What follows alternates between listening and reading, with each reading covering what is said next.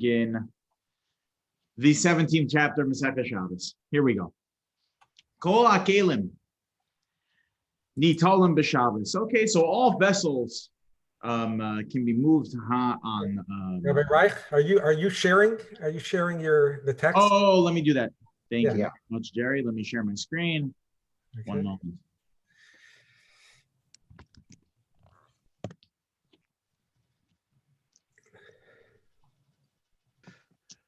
Keep you on your toes, Jerry.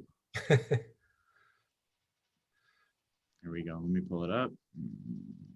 Chapter 17. Okay.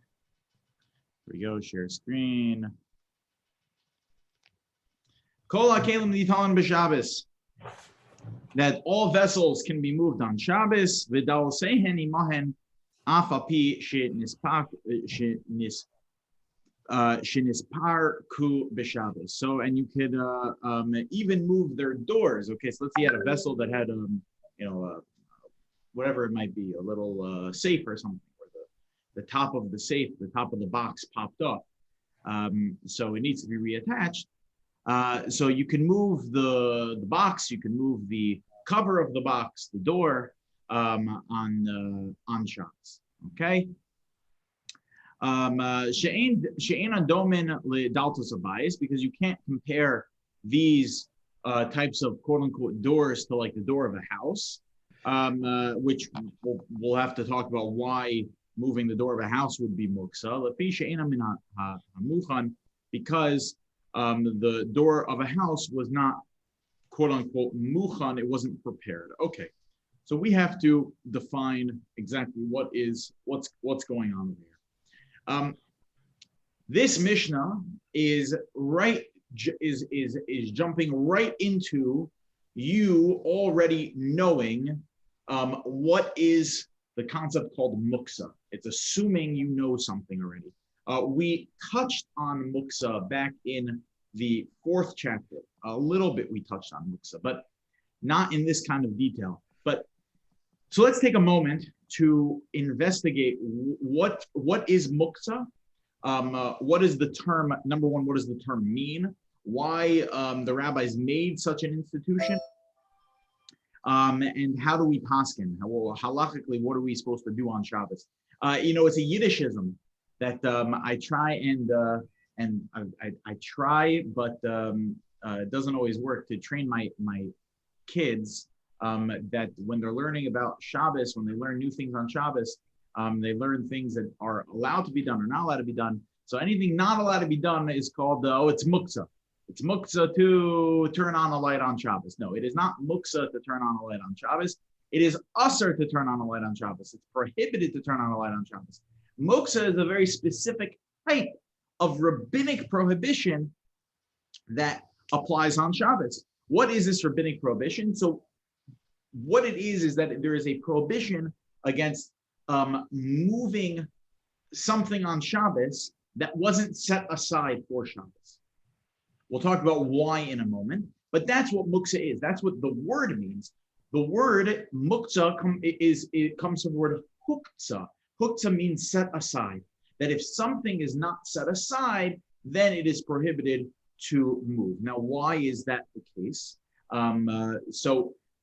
Which, by the way, most things are quote unquote set aside for Shabbos, meaning if they have a purpose on Shabbos, they have a need on Shabbos, like my dining room chair, that means it's been set aside for Shabbos. I don't need to set it aside every single week, but there is a general behavior that would make it as such that it is set aside. The things that would need to have a special permission, if you will, or given a special status of doing an action of setting it aside would be something that is not always used on Shabbos. It's not something that has an inherent Shabbos purpose. The classic example that the Gemara uses is, let's say, sticks and stones. Okay, sticks, stones, leaves. These things don't have an inherent purpose for Shabbos, and therefore, if you wanted to use a specific type of stone, you would have to set it aside prior to Shabbos. Otherwise, it is Muktzeh. Otherwise, you can't move it. So, for example, let's say a person wants to use a stone, to, let's say as a door stopper on Shabbos. Okay, like you see very often apartment buildings in Manhattan, in heavily populated Jewish areas. The tenants will place a stone outside the door. Let's say like on a Friday night. Someone's going to shul, so that way they don't have to bring their key with them, so they don't have to carry if there's no appropriate eruv. Something of that nature. They don't have to carry their key, and the door is already going to be propped open. But if someone was going to do that, they'd have to set aside that stone, because otherwise sticks and stones are not set aside for Shabbos. They are Muktsa. There's a machlokas that comes up like once every 15 pages in the Masechah Shabbos. For those that have learned the Gemara before, I'm sure you've encountered this machlokas between Rabbi Shimon and Rabbi Yehuda as to whether or not this concept of Muksa even exists, whether or not there is such a concept of Muksa. It has not been accepted by everyone. Rabbi Shimon is of the opinion that there is no such thing as Muksa. Rabbi Yehuda holds that there is Mukta. It's very detailed in Gemara is exactly what Reb Shimon means when he says there's no such thing as Muksa, but we'll get to that a little bit later. What Reb Shimon would agree to, you cannot move on Shabbos. But generally speaking, Reb Shimon says there is no Muksa, there's no such concept of the necessity to set things aside for Shabbos. Rabbi Yehuda is of the opinion that there is a necessity to set something aside for Shabbos.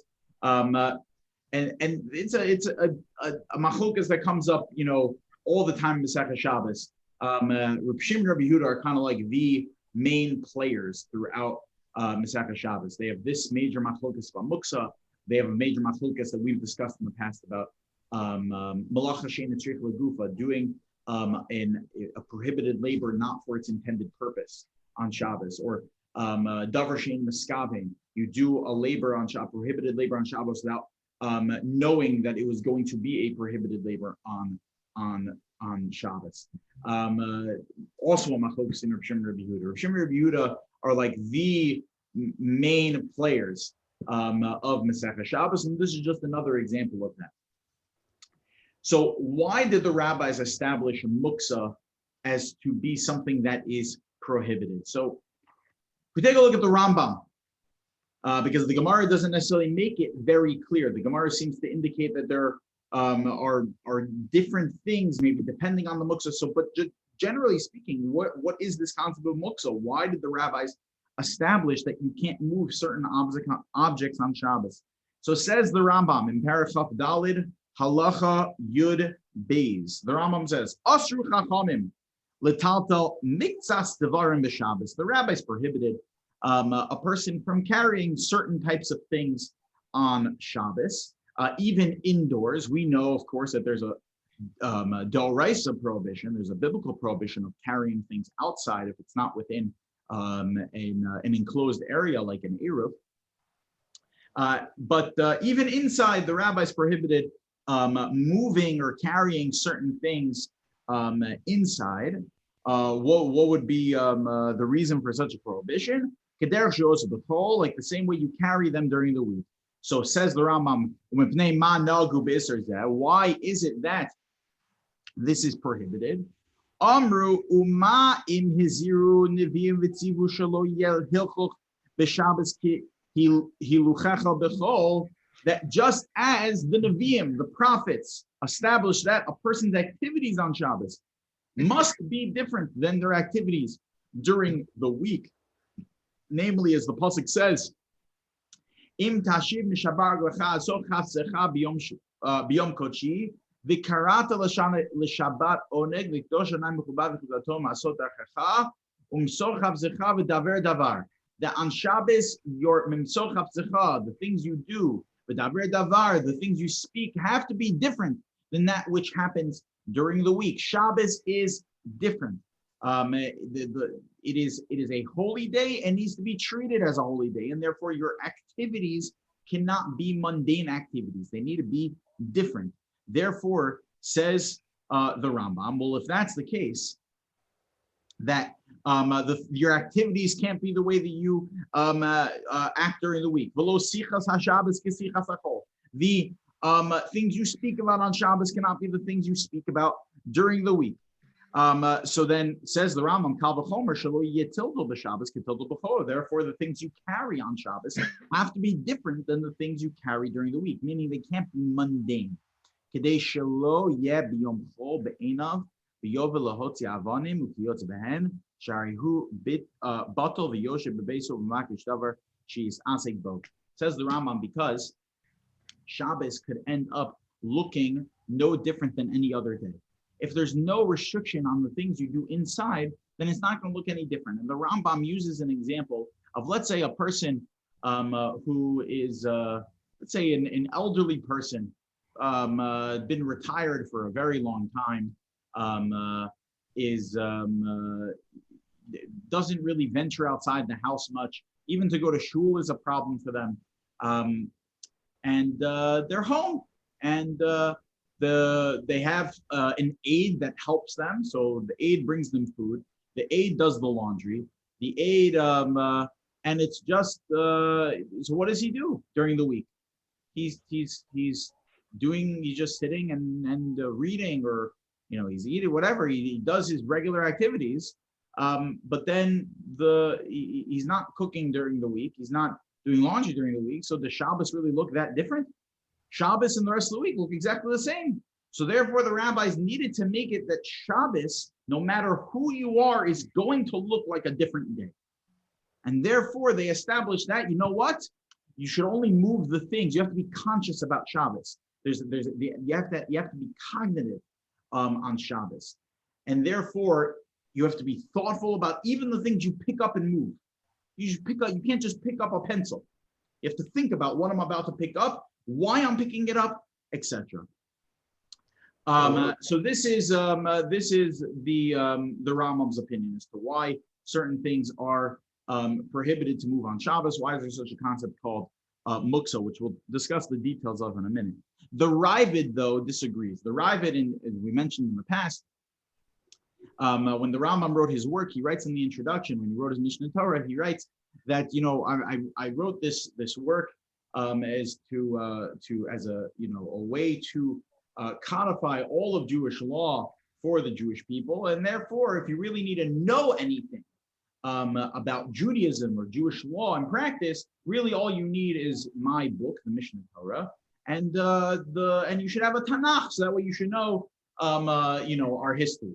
Essentially what the Mishnah Torah was intended to be, according to the Rambam. The Ravid, though, who was older than the Rambam, when he saw this and he saw the Rambam's work, he felt that this was not appropriate. There's no such thing as there being only one opinion.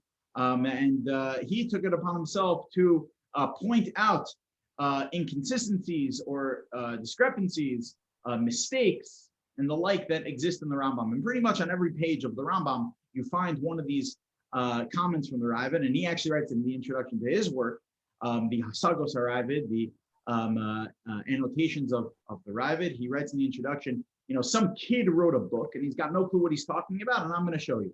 So this is an example of how the Ravid points out an issue with the Rambam. He points to a Gemara. It's a Gemara earlier in the 4th chapter on Daf Mem Dalet, that the Gemara tells us the reason why there's a prohibition of Muktzeh.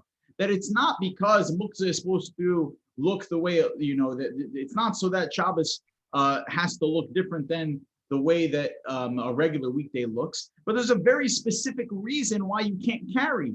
Like every other rabbinic enactment or fence that they put up, it's lest you make a much greater mistake. So says the Ravid, the reason for Muksa, he writes, Amru atu tiltul lav tzorachotzahu. He says, because if you're going to pick up and move something on Shabbos that you don't need it to move, what's going to happen if you're not cognizant of the things that you're carrying, you have in your pocket, you have in your hand, what's going to happen? You're going to end up walking out into the middle of the street looking like this, right? And you're not even going to realize that I have a pen in my ear, or I have a pen in my pocket, or I'm not thinking about the things I'm carrying the same way that during the week. I don't necessarily think about all the things that I carry or in my pocket, right? You ask me what's in my wallet right now. I've got no idea. Most people don't necessarily pay attention all the time to the things that are in their pockets or in their hands. And therefore, if I'm going to treat Shabbos the way I treat the rest of the week and the way I carry things, it's not just simply an issue of it not being quote unquote Shabbos day, that you're not treating Shabbos as a holy day, but it's much more severe than that. You may actually come to violate Shabbos by carrying this object into the middle of the street. And therefore, the rabbis put restrictions on the things you carry in order to make you more aware, to put a nudge in your brain to tell you, hold on, think about the things that you're carrying. So that way it's one more barrier, it's one more safety net to make sure you don't actually carry into the public domain. So this is the general introduction to the laws of Muksa, why the rabbis established the prohibition of Muksa. There are a number of different types of Muksa, though. Not all Muksa is created equal, which we're going to see very soon, that there are different types of Muksa, and in each type of Muksa, there may be certain leniencies that apply. So, generally speaking, there are really three types of Muktzeh. The three types of things that are Muktzeh that one would be prohibited from carrying are something that is Muktzeh machmas chesron kis. So when I say chesron kis, it means, at least the way that the Shulchan Aruch describes it, is that it is something not just of high material value, but even something that would be of high sentimental value. So it doesn't necessarily have to have a high dollar price associated with it, but it's something that a person is stingy about or overly cautious about the way that it's handled. For example, a picture frame that is on that's on a wall. Okay, so a person places a picture frame on a wall because why? Because they want to have a picture put up in their house, right? Most people wouldn't feel comfortable with when someone walks into your house. Oh, what a lovely painting you have on the wall. And they pick up the painting off of the wall to look at it, right? And most people would be uncomfortable by that, right? It's up on the wall because that's where it's supposed to stay. It's a nice thing to look at, and that I don't want it to get ruined. And I want it may not. It may be the whole thing cost you $15, but still, just it's stuff. That's where it's supposed to stay. I don't want someone coming and picking it up, right? Family portraits, you have these beautiful collages people put up on their house. The whole thing may have cost them $5 to put together, but if I walked into your house, you wouldn't want me going over, oh, yeah, this is so nice, and pick it up and look at it and move it around. You know what, can I take this with me back to my house? It just, no one would do such a thing, right? So that would be something that is Muktzeh machmas chesron kis. Rav Belsky pointed out, and this is important to know, Rav Belsky pointed out, he said, now, not all pictures are Muktzeh. Pictures on the wall are Muktzeh. But if I have a mantle with a number of self-standing pictures on it, usually people put pictures in that kind of a setting, and in that setting, they do get picked up, right? Like during the week, let's say a regular Wednesday, I came over to your house for dinner, right? And I saw your mantle, and I saw a beautiful picture that you took, overlooking the Pacific Ocean from here in La Jolla. So I don't think that you would bat an eyelash if I picked it off of the mantle to get a better look at it and then put it back in its place. I think most people would be completely comfortable with that. You may just want to remind the person, oh, sure, just put it back where you found it. But people are generally comfortable if it's a picture that's on the mantle versus something that it was placed on the wall. Usually things that are placed on the wall, it's because the person that put it there wants it to stay there. So on a regular Wednesday night, I come over to your house and I see a beautiful picture of the Pacific Ocean that you took from here in La Jolla that you mounted onto your wall. I think you would be uncomfortable if I came and lifted that off. And that's the litmus test to know whether or not on Shabbos it would be permissible or prohibited for me to move the picture frame, as to whether or not, generally speaking, this is what people would be finicky about. The second type of Muktzeh, that's Muxa Machmas Chesron Kis. The second type of Muktzeh is, which is classic Muktzeh, is Muktze Machmas Gufo. That the item itself has no inherent purpose to Shabbos, or really, generally speaking, it's quote unquote like garbage. It's nothing. Okay. And therefore, on Shabbos, it would need to be set aside in order for you to move it. An example would be, we said before, sticks and stones. Sticks and stones, they're outside. They don't serve really much purpose, value. They're really like that. People don't really consider sticks and stones. It's not really on people's radar. And therefore, that is classic Muktzeh, something that would need to be set aside if you wanted to move it on Shabbos. The third type of Muksa, we said Muksa Machmas Chesron Kis, Muksa Machmas Gufo, and Muksa Machmas Isser. Okay, Muksa Machmas Isser is something that is defined by Rabbeinu Tam as something that its only purpose is to do prohibition with it. An example would be a lulav. An example, well, that's Muksa Machmas Mitzvah. Oh, It's Huktzah to a mitzvah. It's set aside for a separate mitzvah that one can't perform on Shabbos, but which is a discussion whether or not it'd be Muksa on Shabbos. Is that a screwdriver? Something that so an example would be this is a great example. Okay. For Shabbos, so a lot of people use, for lighting candles, they use tea lights, right? The tea lights that are lit on Shabbos, before Shabbos, Chas v'shalom on Shabbos. Before Shabbos, they light tea lights to accept Shabbos. Some people use them when they're traveling, or people use them in their own home. But the small tea lights, right? So, or really any candelabra, okay? You light it before Shabbos. So on Shabbos, obviously you can't move it. Why? Because if you move it, the flame may go out. It may burn away some of the fuel more rapidly when you move it, right? That would be really prohibited to do by picking up and moving a lit candle. Now it burnt out. Okay, so it's now Shabbos morning. You wake up, the candles are not lit anymore. And it's completely burned away. But that item, the tea candle holder or the candelabra that was lit going into Shabbos was Muksa Machmas Isser. I wasn't able to move it because it was usher to move. Now on Shabbos, there's no more biblical prohibition that I could violate by moving the thing. But once it was already prohibited to move on Shabbos, I can't move it for the rest of Shabbos. Okay, again, why? Because going into Shabbos, it was set aside for a different purpose. It wasn't set aside for me to move on Shabbos. Okay, so and that's the general, you have to sum up all of Hilchos Muktzah in one. It's summed up in one word. It has to be hukta. It needs to be set aside for you to use it. All of those cases are probably the least common examples of what we refer to as Muktzeh.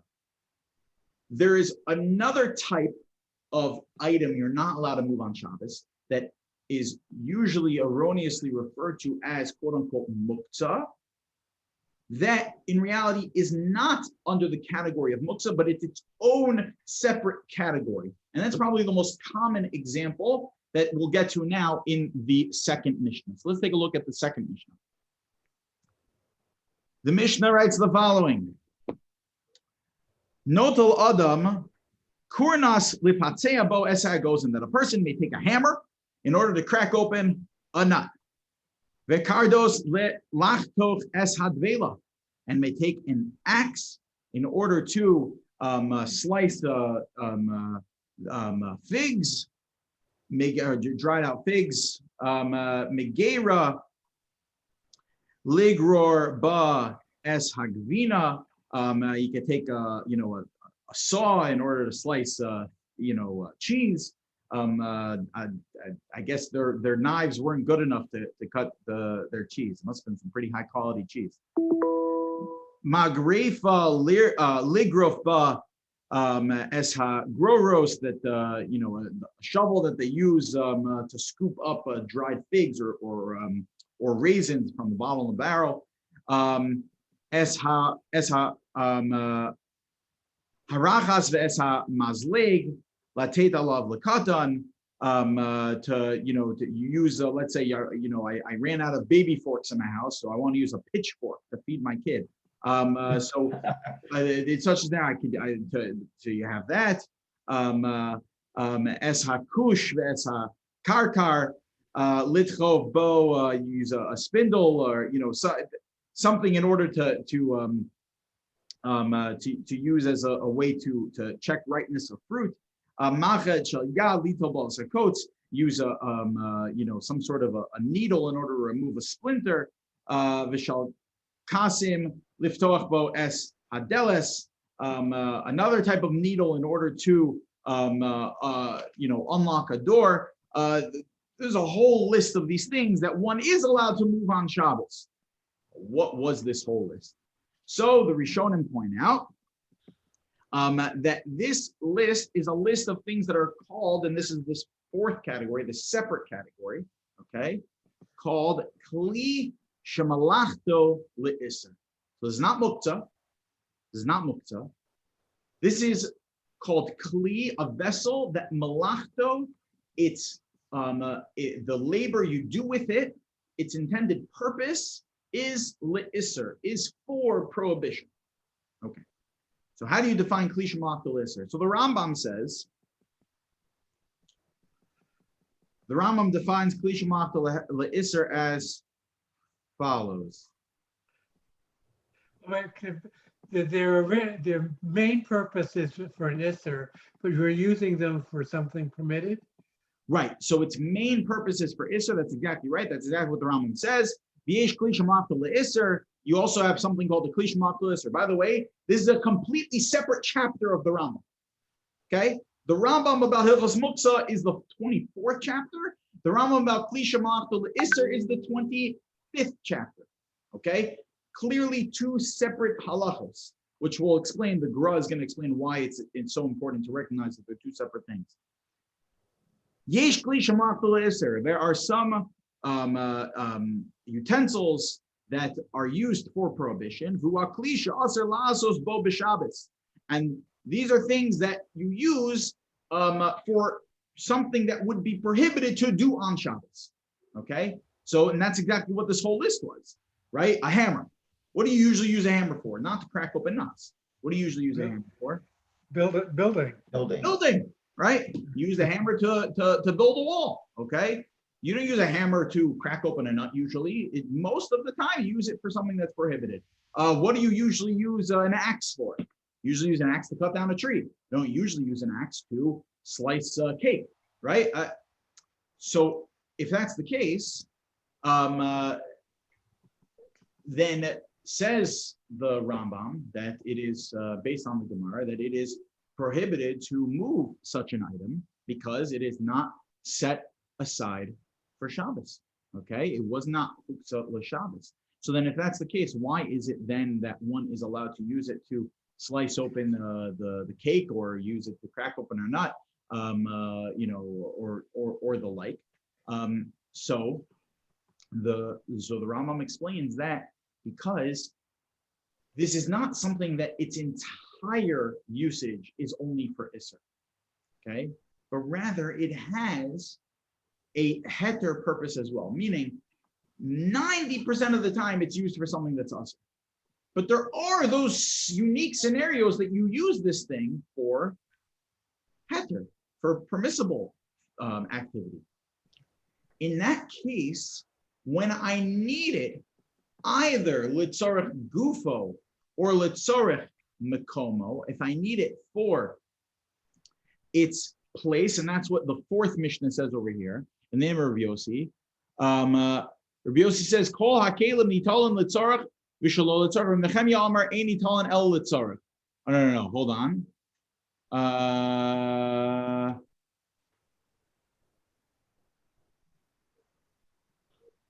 The Mishnah. Where's the Mishnah about l'tzarech gufa, l'tzarech mekomo? It could be the Gemara. The Gemara spelled it out. So so generally speaking, I can't just pick it up like the way I'm able to pick up a plate on Shabbos or move a chair on Shabbos, right? And that's just even if I need to move the plate because I don't like the place it's in. I want to put it in a different place for whatever reason. I see it. It's an eyesore for me to look at the plate sitting on the counter. I need to put it in the cabinet. There's nothing wrong with doing it on Shabbos. Why? Because the plate there's nothing prohibited about using a plate on Shabbos. But a hammer, if it's in the wrong place, so then it could be an eyesore. Okay? And maybe that should be good enough for me to move it. So no, because since the hammer, most of its usage is for Isser, you may come to actually use it for something that's prohibited. Okay? So the rabbi said you're not allowed to move it unless you need to use the hammer for something that's permissible. Okay? So let's say I want to use the hammer to crack open a nut, or the hammer is in a bad spot, meaning it's in my way. I need the place that the hammer is in. Okay? In such a scenario, there would be nothing wrong with moving the hammer. So with the tzarech gufo, if you're going to use the hammer for something that's permissible, or it's the tzarech mekomo, or it's that the hammer is in the way of is in the way on Shabbos because you need the place it's in for something else, right? It's sitting on the table. You need to set the table so you can move the hammer in order to set the table. The Gra points out that it's important to recognize that these are two that you have to treat Kli Shema Kli as something completely separate. Number one, he says that Reb Shimon holds of Kli Shema Kli. Obviously, it's not Muktzeh because Reb Shimon says there's no such thing as Muktzeh. But Reb Shimon agrees that Kli Shema Kli you can't move unless it's L'tzarech Guf or L'tzarech Mekom. Okay. The second, he says that whole concept of L'tzarech Guf or L'tzarech Mekom does not apply to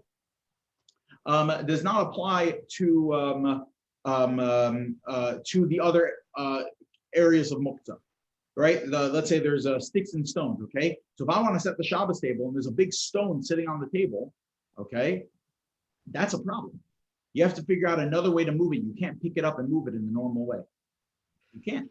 You have to figure out another way to move it, and if there's no other way to move it, sorry, you're stuck. You wouldn't be able to move the sticks and stones or the dirt that would be piled up on the table because it's Muktzeh. You'd have to figure out another way to move it. Okay, you can tilt the table or something like that, but you can't actually pick it up and move it somewhere. So there's a fascinating discussion. You know, most of Hilchos Muktzeh obviously is in Hilchos Shabbos and Hilchos Yantiv in the Shulchan Aruch. There is one area though in Yoredeya, which has to do with laws with mitzvot. Yoredeya is all about mitzvot. There's one area of Yoredeya that actually deals with the laws of Muktzeh. Fascinating. In Hilchos Bris Milah, in the laws of Bris Milah, the Nosei Kalim on the Shulchan Aruch, the commentaries on the Shulchan Aruch discuss when the mole does a Bris Milah. So obviously he's allowed to use his knife and all the materials he needs in order to do Bris Milah, right? But Yom Hashmini Yamol Basar Alaso, the Gemara says that on the 8th day you must do the Bris Milah regardless of when the 8th day falls out. But 8th day you do the Bris Milah. B'Yom Hashmini Yamol Basar Alaso. B'Yom Afilu B'Shabbos, even on Shabbos. The knife of a Bris Milah, a Milah knife, is very delicate. It's something that is of high value, something that a mohel would not be comfortable with people picking up and using. No one would, a mohel would not use the same knife he uses to cut his steak as a knife he uses for a bris milah, assuming even if it's sanitary, but still would never do that because it may ruin the knife. It's not a careful way to use the knife. You have to be very delicate with it. So that sounds like what type of Muxa? That sounds like kiss. That's the type of Muxa of items that a person is very finicky about.